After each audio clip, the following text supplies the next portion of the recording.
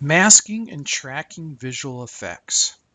So when we apply visual effects, they can be constrained with elliptical, polygon, or a custom freehand mask.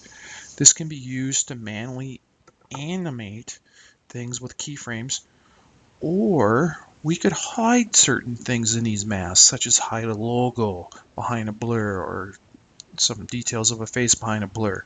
We could also do it for creative effects. We could modify a lighting of the shot. So in this particular case, my green is kind of dark. I'd like to brighten up the green. So what I'm going to do is I'm going to come over here. I'm going to create a new item. I'm going to create an adjustment layer. I'm going to say yes to the defaults.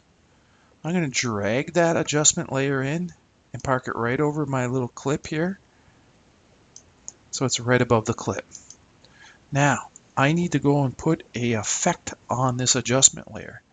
So I'm going to come over here to my effects, and I'm going to go in, and if you don't know where things are at, I can type in something like brightness, right? And it'll find it for you. And I'll go, okay. And now I can just drag that brightness and contrast onto my adjustment layer. Now, let's go up and go to effect controls. In my effect controls, I come down here, and you can see in my brightness and contrast, I have these three different types of masks. I have the ellipse mask, the 4-point polygon mask, and a freehand Bezier. Okay, I'm just going to go with an ellipse and click on it. You'll see the ellipse shows up in my, and I can move it around. I'm going to move it right over the green here.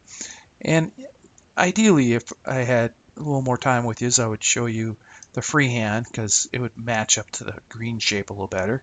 But just for quickness, I'm going to show you here that I'm going to place that right over the top of the green.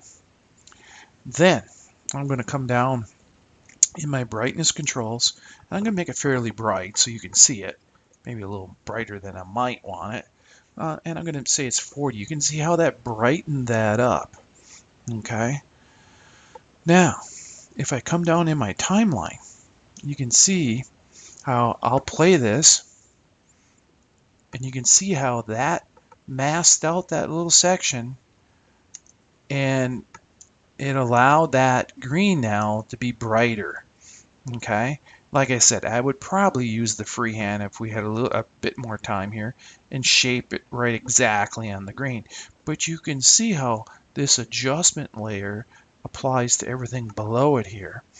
And so this mask that we have, basically all our standard visual effects can be constrained with our elliptical or a polygon or a freehand mask. And so this is kind of handy so that we can kind of brighten up a little subtle areas. And in reality, I would probably not make it so, so bright on the brightness scale here. I would probably settle that up a little bit, and and yeah, let's go with normal there. And so I would not go, but I'm trying to show you that brightness level so you can see it very well. I would subtly do that. So this is masking and tracking visual effects.